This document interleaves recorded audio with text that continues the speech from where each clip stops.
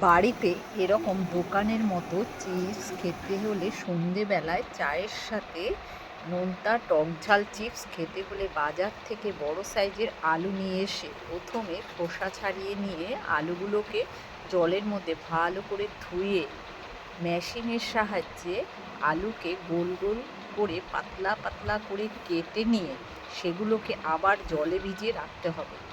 তাতে কি হবে, আলুর যে কষটা সেটা কেটে যাবে। এরকম করে সব আলু একই রকমভাবে সব মেশিনে কেটে নিয়ে 5 মিনিটের জন্য 1 চামচ লবণ দিয়ে আলুগুলোকে একটু সেদ্ধ করে নিয়ে প্রায় সবগুলো একই প্রসেসে সব আলুগুলোকে সেদ্ধ করে নিয়ে নিতে হবে।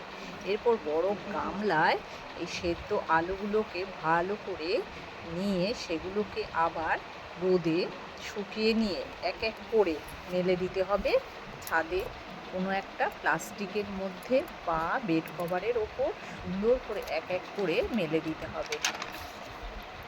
1 দিন বা 2 দিন রোদ দিলে চিপসগুলো খুব ভালো মতো শুকিয়ে যাবে, একদম কড়কড়ে হয়ে যাবে।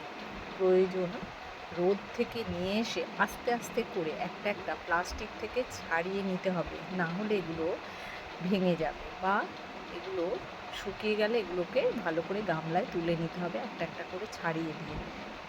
প্রয়োজন পড়লে এগুলোকে রোজই প্রতিদিনই একটু ব্যালকনিতে বা বারান্দায় একটু রোদ খাওয়ালে 1-2 ঘন্টা রোদ খাওয়ালে এগুলো কড়কড়ে হয়ে যাবে। একটু রোদে দিলে সেগুলো একদম মচমচে হয়ে যাবে। তারপর সেগুলোকে কোটায় ভরে রেখে প্রয়োজন মতো সকাল সন্ধে চায়ের সাথে ভেজে স্ন্যাক্স হিসেবে খেতে পারে। যদি ভিডিওটা ভালো লাগে প্লিজ তাহলে একটা লাইক আর সাবস্ক্রাইব করতে অবশ্যই ভুলবে না। তোমার একটা সাবস্ক্রাইব আমাকে অনেক বেশি মোটিভেট করবে নেক্সট ভিডিও বানাতে। Thank you so much.